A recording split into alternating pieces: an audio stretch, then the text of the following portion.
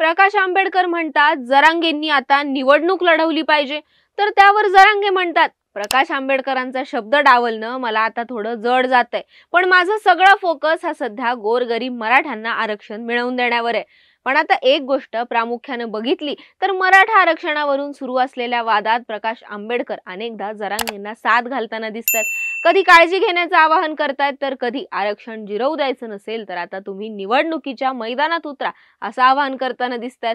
इतकंच काय, तर जरांगेंना आता जालन्यातून उमेदवारी द्या अशी मागणीच वंचितनं महाविकास आघाडीच्या बैठकीत केली आहे. त्यामुळे जरांगे आंबेडकरांसाठी महत्त्वाचे का ठरतात? जरांगेंच्या उमेदवारीचा वंचितला काय फायदा होणार? जरांगेंच्या आडून आंबेडकर काय साध्य करू पाहतात जाणून घेऊयात या व्हिडिओतून. इतिहासात फार जणांना संधी येत नाही, काहींच्या वाट्याला ही संधी येते. 6 महिन्यांपूर्वी जरांगे पाटील यांना कोणीही ओळखत नव्हतं. तो सामान्यातला सामान्य व्यक्ती होता, पण आज तो शरद पवारांचा बाप झालाय. काही दिवसांपूर्वी हे वक्तव्य करत प्रकाश आंबेडकरांनी नव्या वादाला तोंड फोडलं होतं. आता सध्याच्या घडीला वंचित बहुजन आघाडीची ताकद सगळ्यांनाच माहिती, कारण 2019 मध्ये याच वंचित बहुजन आघाडीमुळे काँग्रेस आणि राष्ट्रवादी काँग्रेसला किमान 10 ते 12 जागांवर धक्का बसला होता. वंचितमुळे मतं विभागली गेली आणि याचा सरळ फायदा हा तेव्हाच्या भाजप आणि शिवसेनेच्या युतीला झाला होता. आणि असंच चित्र 1995च्या विधानसभा निवडणुकीत पण पाहायला मिळालं होतं. त्या काळी आंबेडकरांच्या भारिप बहुजन महासंघाच्या अनेक उमेदवारांना चांगली मतं मिळाली होती. अनेक मतदारसंघात त्यांच्या उमेदवारांना चांगला प्रतिसादही होता. आंबेडकरांना सुरुवातीपासूनच दलित मतांसोबतच ओबीसी आणि भटक्या विमुक्तांचा पण पाठिंबा मिळत गेलाय.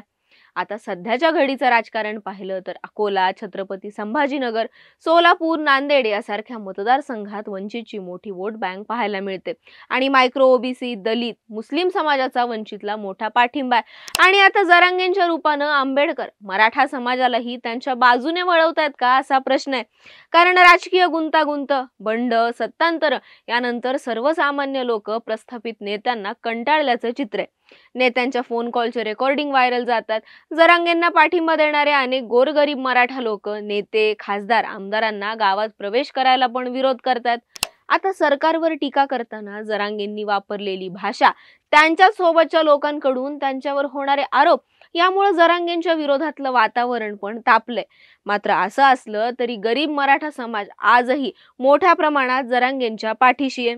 आता मराठा आरक्षणावरून सुरू असलेल्या वादात प्रकाश आंबेडकरांनी एकदाही जरांगेंना विरोध केला नाही. उलट मराठा आरक्षणाला आमचा पाठिंबा असल्याचंच ते कायम बोलत गेले. शिवाय आरक्षणाचा मुद्दा जिरवला जाऊ नये यासाठी जरांगेंना निवडणुकीच्या मैदानात उतरण्याचं आवाहनही ते करतात.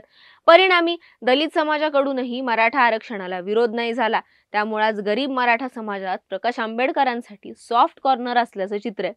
आता प्रकाश आंबेडकर या सगळ्यातून मराठा समाजाच्या जवळ तर जातात, पण मराठा आणि ओबीसी दोन्ही आरक्षणाची ताटं वेगळीच असावीत असं म्हणत ते ओबीसी समाजालाही जपतात. प्रकाश आंबेडकरांचा पक्षातल्या प्रस्थापित मराठा घराणेशाहीला विरोध राहिलाय, पण जरांगेंच्या रूपानं आता गरीब मराठा समाजाची मतं ते मिळवू पाहत असल्याची चिन्ह आहेत. वंचितनं जरांगेंना जालना लोकसभा मतदारसंघातून उमेदवारी देण्याची मागणी केली आहे. जालन्यात जरांगेंना मोठा पाठिंबा आणि इथून खरंच जरांगेंना उमेदवारी मिळाली तर भाजपचे रावसाहेब दानवे सरळ अडचणीत येऊ शकतात. शिवाय जालना लोकसभा मतदारसंघातून मनोज जरांगे यांना उमेदवारी दिल्यास महाविकास आघाडीला संपूर्ण राज्यात फायदा होऊ शकतो.